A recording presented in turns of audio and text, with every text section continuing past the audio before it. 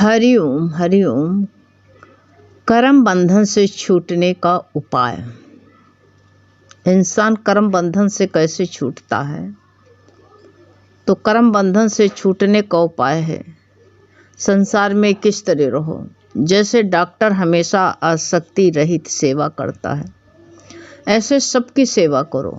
ज्ञानी जीते जी पाप पुण्य दोनों कर्मों का त्याग कर देता है। ज्ञानी जो है पाप पुण्य दोनों को त्याग कर देता है और उनके फलों से मुक्त हो जाता है। ना पाप के पुण्य लगते हैं, उसको पुण्य लगते हैं, पाप ना पाप का पाप लगता है, ना पुण्य का पुण्य उसको लगता है, कभी भी नहीं लगता है। इसी तरह रहो संसार में। जब किसी से चिपकोगे तभी पाप और पुण्य दोनों का फल मिलेगा तुमको।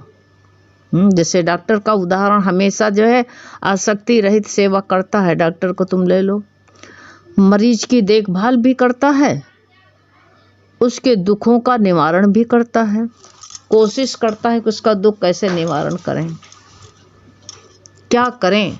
रात में भी दुख, अगर डॉक्टर जो है मान लो जो मरीज को जो है दुख कोई कष्ट हुआ तो रात में सोता सोता गहरी नींद में से भागता हो मरीज के पास में और कहता भी है कि मेरा पेशेंट है, ये मेरा मरीज, इतने बेड मेरे मरीज हैं, ये मेरे मरीज को कष्ट न हो, मेरे मरीज को। लेकिन आसक्त नहीं होता उसमें। देखभाल करता है, उसको आसक्त नहीं होता है। दुख भी निवारण करता है, लेकिन उसके मन में कभी भी ये भाव नहीं आता है कि मरीज मेरी भी इसी प्रकार सेवा करे या करेगा। हमारे अंदर जो दुख इसलिए होता है कि हमने इसको इतना किया और ये हमारे लिए कुछ नहीं करता है। आदमी का दुख क्यों है? दुख का कारण यही है कि हम इतना करते, ये हमारे लिए कुछ नहीं करता। हमने इनकी इतनी देखभाल करी,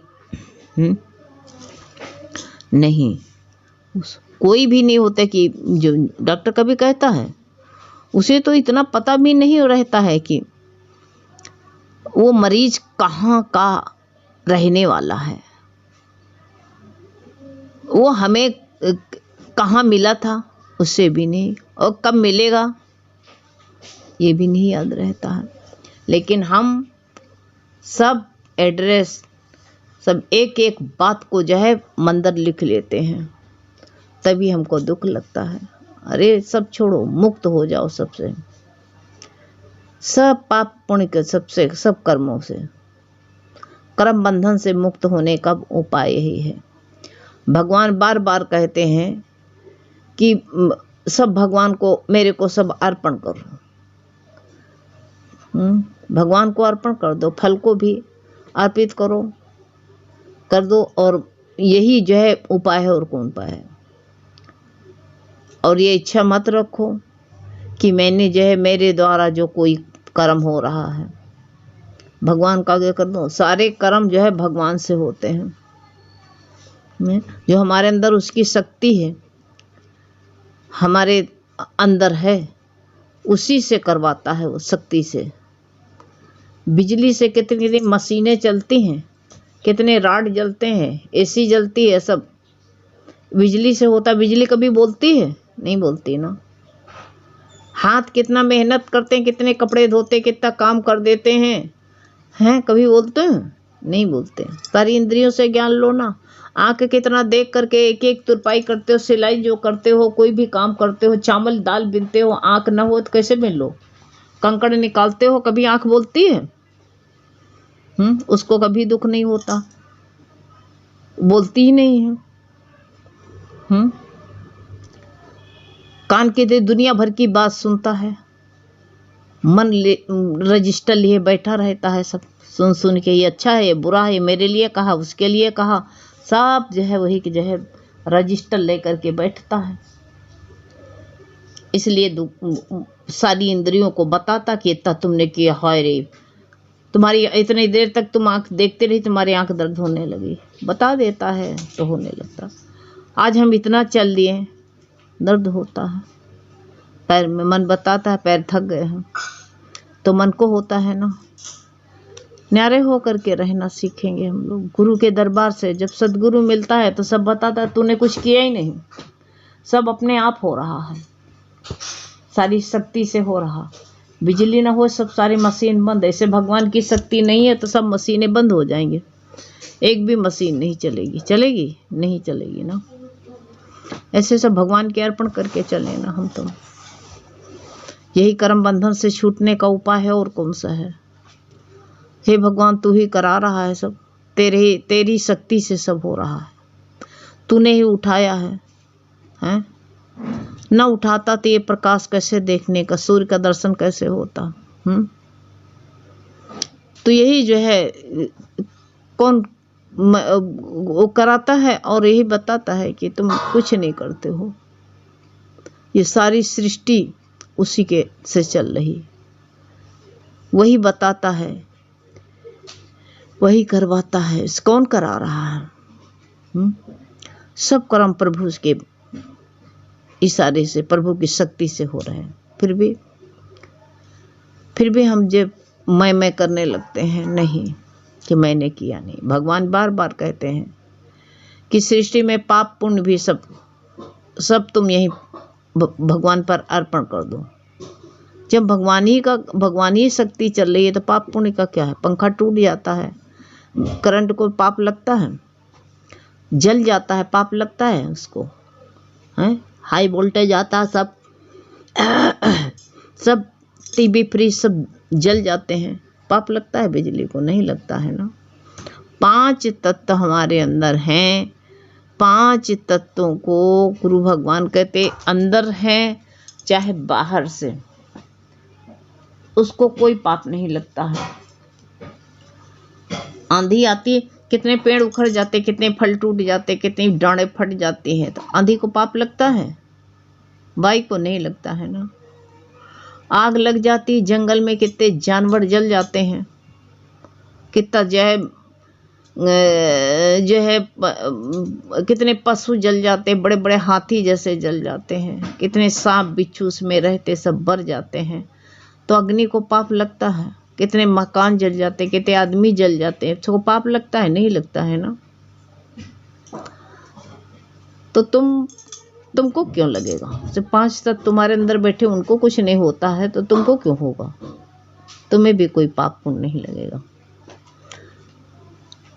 सारी सृष्टि जल को जो है, सारी सृष्टि जल में हो जाती, कहीं कहीं बही आती है, सब घर द्वार सब बह जाता है, महाभूत है सब उजाड़ के फेंक देता है।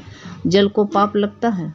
कितने लोग गए थे अमरनाथन दर्शन करने के लिए, हैं? बादल फटा वहीं पर, सबको बोर दिया, सबको बहा दिया, सबको मार डाला, लगा जल को पाप लगा।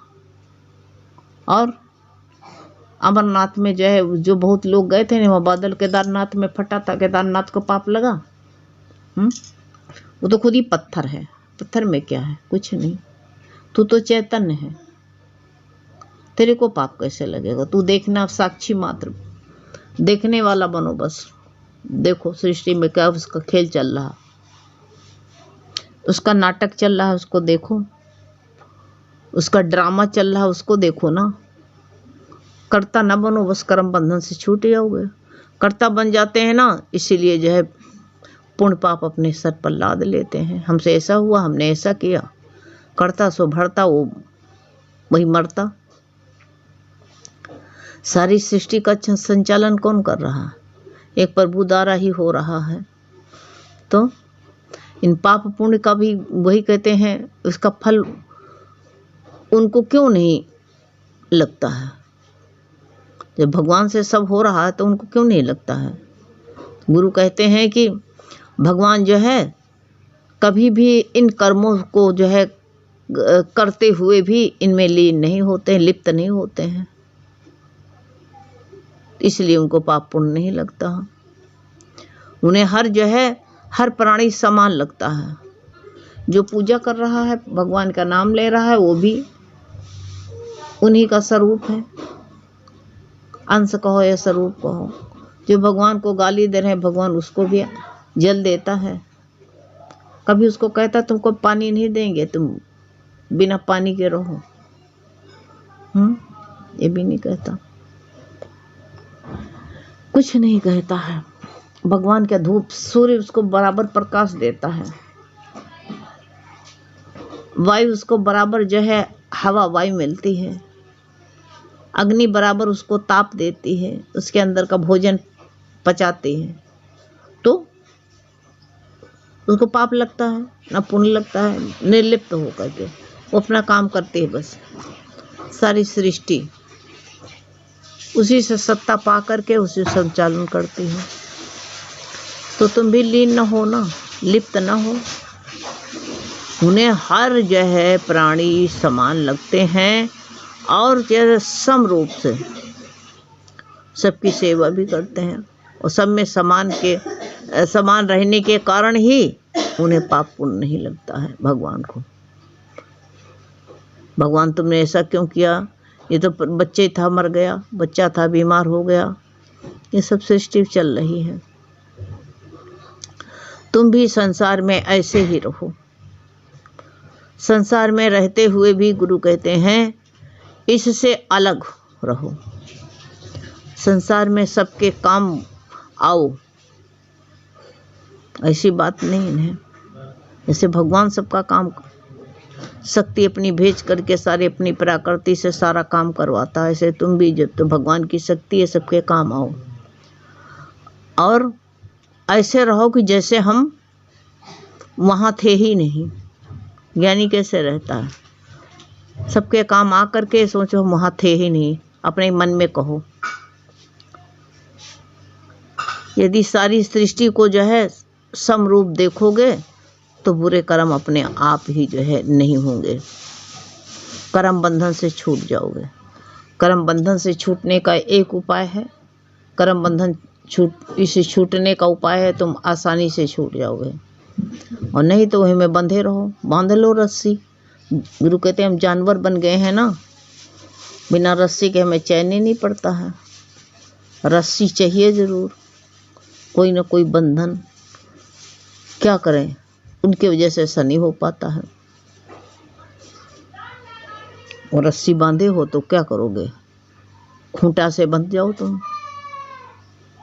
से कहते हैं तुम अलग रहना सीखो ना, इसे अलग रहो। संसार में अलग रह करके सब प्रकृति से जो जैसे काम करती वैसे तुम भी करो, प्रकृति से सीखो। सारी सृष्टि को सम रूप देखो, आत्म रूप देखो, तभी बुरे कर्म अपने आप ही नहीं होंगे। उससे छुटकारा पाने के लिए जैसे डॉक्टर का उदाहरण दिया गया, सबसे काम करवाता है, वही शक्ति करवाती है। जिसके अंतःकरण में समता रहती है वह उस कर्म को और कर्म फल को वहीं छोड़ देता, बंधेगा नहीं। ये बंधन है। समबुद्धि से युक्त ज्ञानी, जितने ज्ञानी जन होते कर्म से उत्पन्न होने वाले कर्म फल को जो है त्याग दे, भगवान के लिए दे देते हैं। सब भगवान तेरे अर्पण, जन्म रूप बंधन से मुक्त हो जाकर निर्विकार परम पद को कहा नहीं, उसको प्राप्त हो जाते हैं। जब कर्म के फल का त्याग कर दिया जाए तो कोई बंधन नहीं है, सब भगवान से हो रहा है। क्योंकि इंसान जो है कर्म फल में बंध जाता है, और जिसे प्रारब्ध भी कहा जाता है उन्हीं से जो है बंधा है। कर्म के फल को तो इंसान को जो है सहन करना ही होता है, चाहे अच्छे मिले चाहे बुरे मिले। पहले का हमारा जो है उससे जो है बंधो नहीं। कर्म फल भोग हमें बनेंगे ही नहीं जब भगवत भाव में रहेंगे। जन्म मरण के बंधन से सर्वथा सब दिन के लिए मुक्त हो जाएंगे, और नहीं तो कुछ बोए रहेंगे तो जामेंगे जब कोई बीज रह जाएगा। इसलिए बीज को जो है भुना दो, गुरु कहते बीज को भुना दो, तो तब जो है हमारी बुद्धि जो दलदल रूप मोह रूपी दलदल में फंसी है, तब तरेगी वो। भुनाओ, जब तक भुनेगा नहीं बीज तब तक जमता रहेगा, बार बार जमेगा, बार बार जो है तुम काटोगे, बार बार जो एक भी बीज रह जाएगा और एक बीज से मेलों का जंगल तैयार हो जाएगा। इसलिए कर्म बंधन से छूटने का उपाय ही है, सब भगवान के अर्पण करके चलो। हरि ओम।